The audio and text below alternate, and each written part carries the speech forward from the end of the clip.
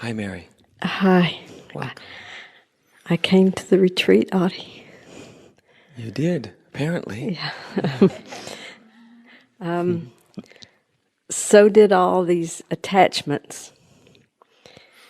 So I bring them here with me to the microphone real close.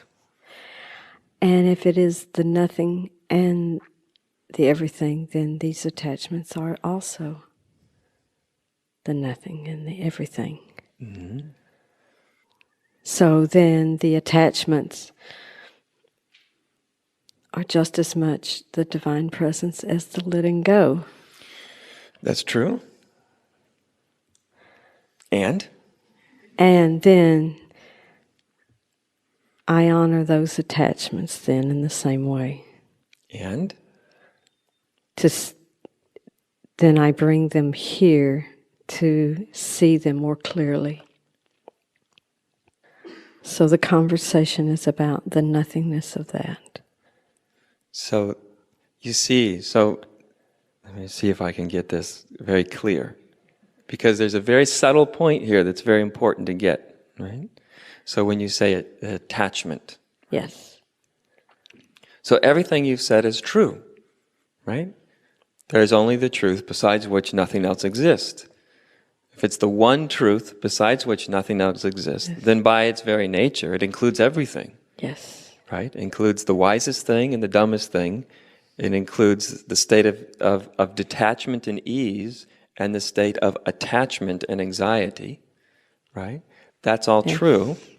And the reason I kept saying and, because there is and that is true, and in the midst of all of that being true, in the midst of there being nothing outside of truth, outside of the one,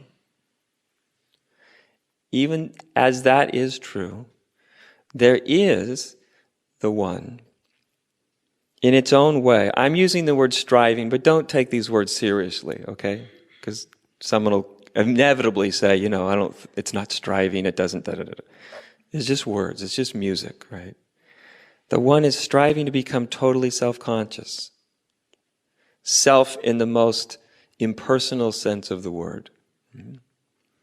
And so the nature, you notice, it's very interesting. This is how the wisdom works within you, within each of us, is nobody ever comes up to the microphone and says, I have brought all of my perfect non-attachment with me to the retreat. Right? You ever know? No one ever says that, do they? But we do say, I've brought attachment. So say attachment becomes sort of like, it's like a little bell that goes off, right? It's attachment. Now non-attachment, there's no bell. It's just, wow, where did the thing go that I used to be so attached to yesterday? There might be just a moment of, wow, why don't I care about that anymore? Why is it unimportant? It just falls away. So there can be a moment of recognizing, but there's no sort of little red light that goes off inside. Yeah.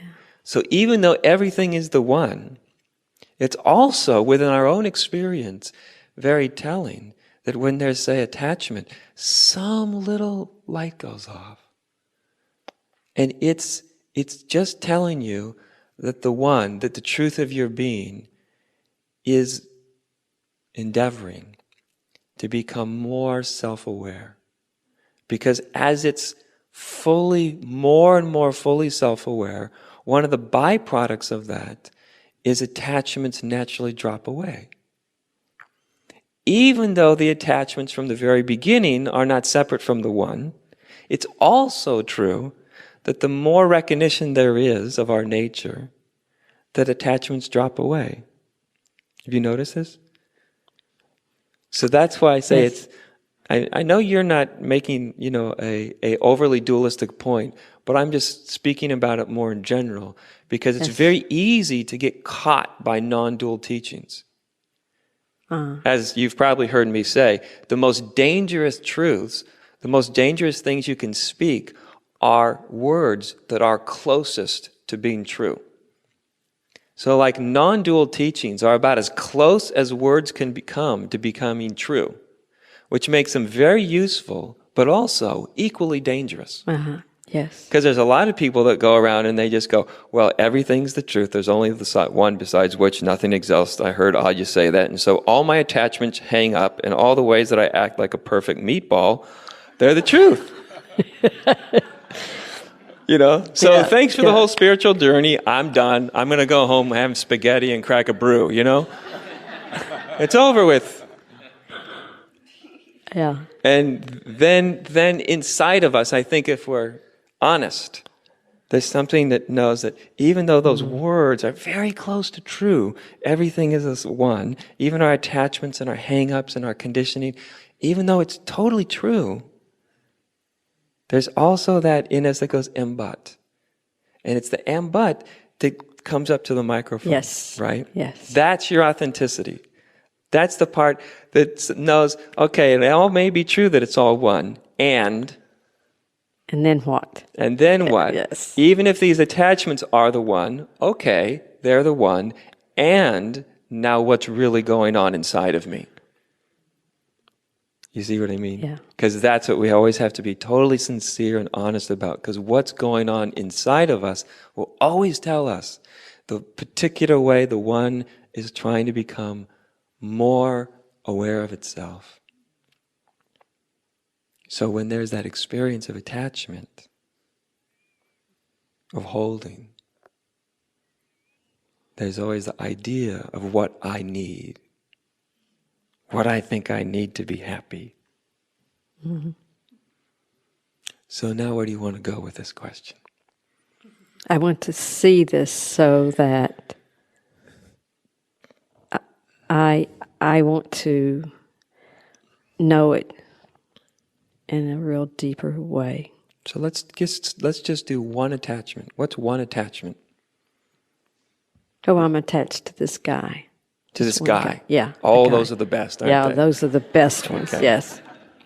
And what does the attachment say? What's the story it tells itself about this guy? Yeah, well, I feel good if I feel loved by I get this guy. And get this guy. Yes. If you get this guy. Yeah. You don't have this guy.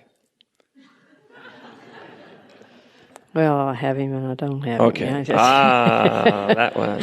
That one. Okay. So I'll feel love Yes. and I'll feel good Yeah. when and if, because it's when and if, sometimes you do, I get this guy. So first of all, it's ridiculous to argue with your experience, right? So when you get this guy, you feel love and you feel good. Don't you? Yeah. Okay. So I'm just saying that because there's a part of human experience that we can't deny. Otherwise, Yes. we can't move on to the next Yes, truth. yes. You're with somebody, and although may not all the time, but there's moments when you get Yes. from someone, anyone, a friend, a lover, a spiritual teacher, whatever, when you get what you want from them, and then you feel affirmed, and you feel loved, and you feel good. It's a Yes. human thing. And we actually feel that way. Most people feel that way. So we feel those things. But there then becomes the story that causes suffering. Then I believe that I have to have it like that in order to feel those feelings. Thank you. I'm glad it came from you. Yeah. I have to have that person in order to have those feelings. Now, when you tell yourself that, how do you feel? Really scared. Yeah. Yeah. Because you might not have them. In fact, sometimes you do and sometimes you don't. Yeah. So when you tell yourself that story, you get very scared. Is it a true story? No. So why hold on to a story that's not true that causes suffering? I don't know. I don't know why I hold on. Okay, now just hear yourself. Because the next thing the mind wants to do is it says, I don't know why I hold on. Yeah. And then it wants to try to figure out why. Yeah. But see, I don't know why. That's the truth. You don't know why because there is no good reason. Okay. Do you see what I mean? Good. Yeah. Good. Most of us will get to that point, we'll go, I don't know why I do this, but we'll keep looking for like a really valid reason. yeah. And the whole point is that there isn't one. Good. Then I can Right? stop using all my time and energy trying to look for that. Right. Okay, give Because it there isn't a valid reason. That's Okay. why you go, I don't know why. It's your body's way of telling you that there really isn't a valid reason to do this, to cause myself suffering and pain. There just isn't. And so if you get out of your head, so you're not trying to find a why, and you listen to your body's trying to tell you, this is insane. Yeah. It causes me to be fearful and uncomfortable And suffering. and suffer. Yes. And then your mind says, why? I want to find out why. There has to be some reason I do this that makes good sense. Do you find any? No. You see? Yeah. So what happens when you receive your own wisdom? Instead of putting your wisdom away from you, but you actually receive your wisdom, it makes me fearful, it makes me anxious, and there actually isn't a good reason. There isn't a sort of a logical, sensible, intelligent reason. And you just receive that without trying to understand it. Because that is the understanding. Are you listening to what you are telling yourself? That it causes fear, pain, confusion. And I know that if I'm not careful, what happens is I go maybe from one attachment to a spiritual attachment. Oh yeah, then- spirituality is often used as a substitute. Yes. Like if I can't have the guy or the gal I want, Yeah, or I I didn't just get go- the mommy and daddy I wanted, or I don't have the friends I want, I'm damn sure going to get the God I want. Yeah. Then it'll turn out all right.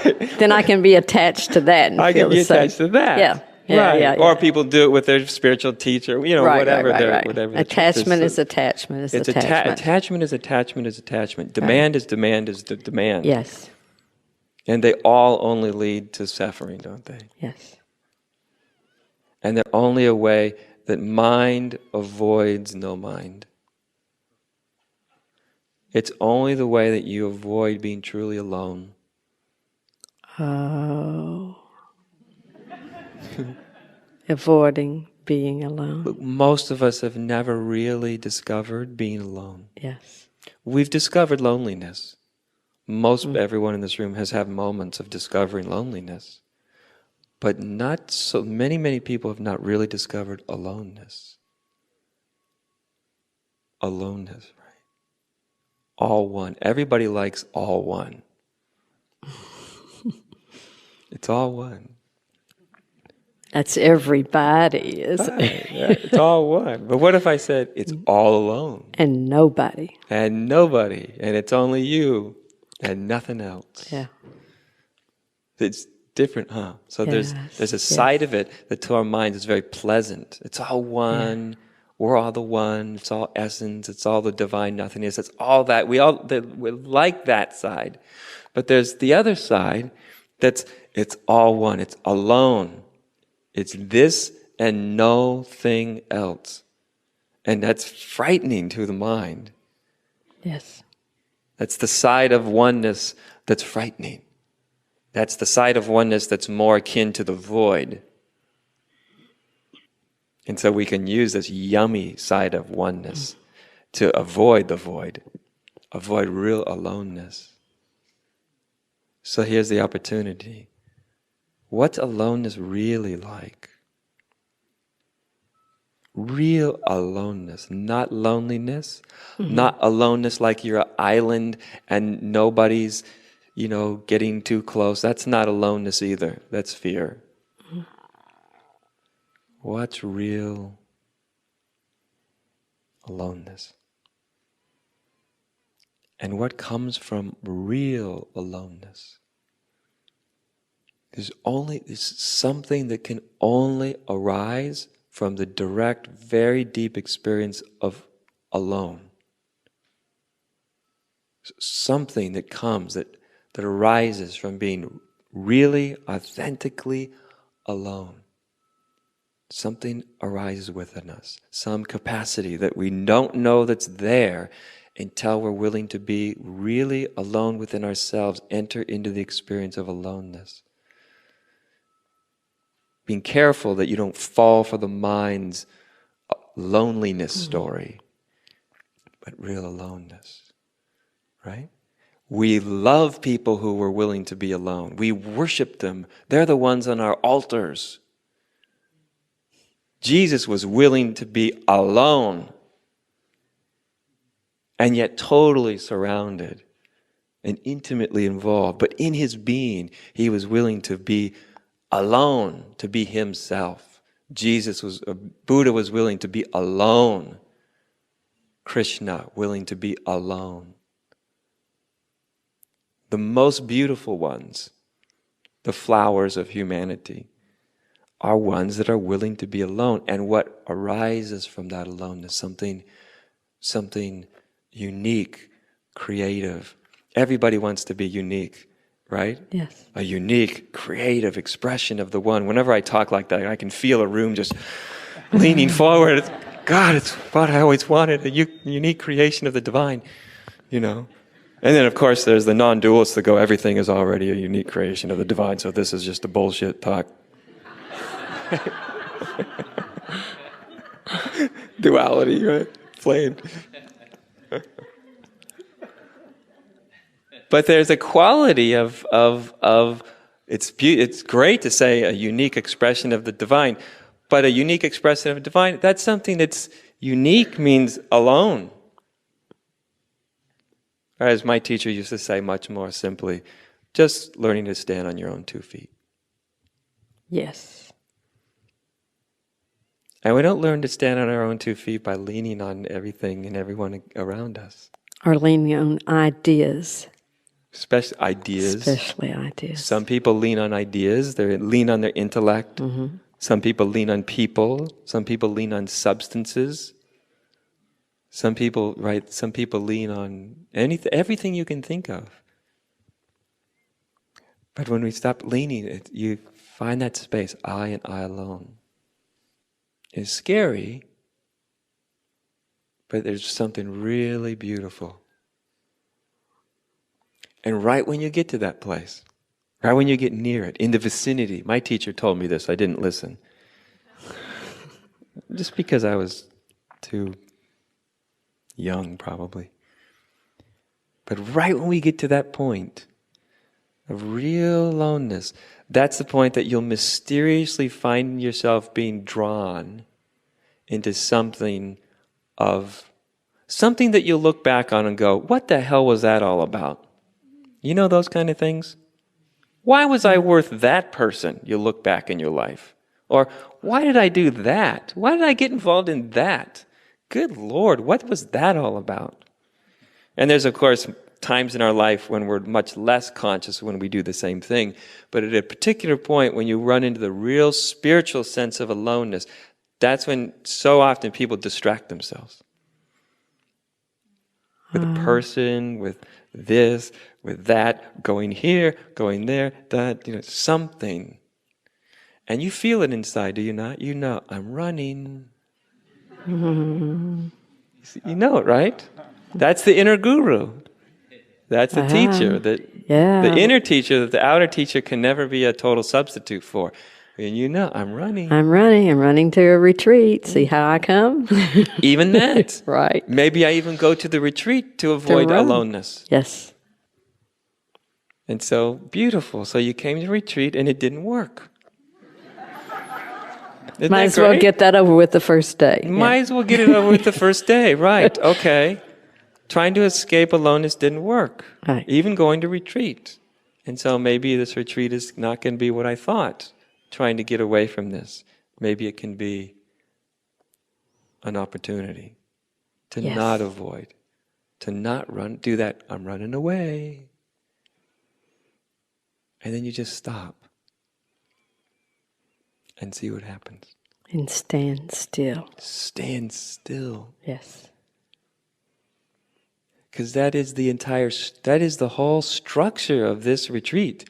Of course, life helps us do it too, but since we're here, this whole structure is meant to allow us to stop all the ways we're running away. However, it can be the smallest thing. I've seen people get obsessed at retreat. There's too much salt on the potatoes. They'll write notes like 2 or 3 a day. There's too much salt in the potato. You know, that meal happened yesterday, right? It's like 5 meals later, and I can't eat this. I'm bloated. And that's it, isn't it? Yeah.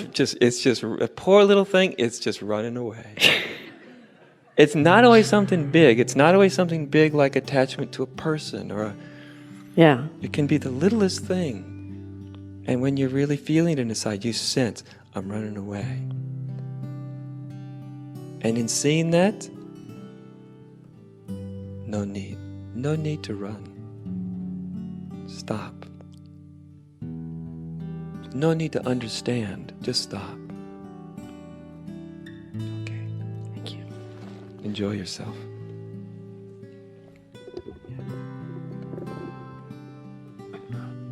I'm going to ask everyone who comes up to the microphones, just say your name, even if I know you. It's kind of nice to know people's names, for all of us to know. Even though we forget. At least I do, but it's fun to know for a minute.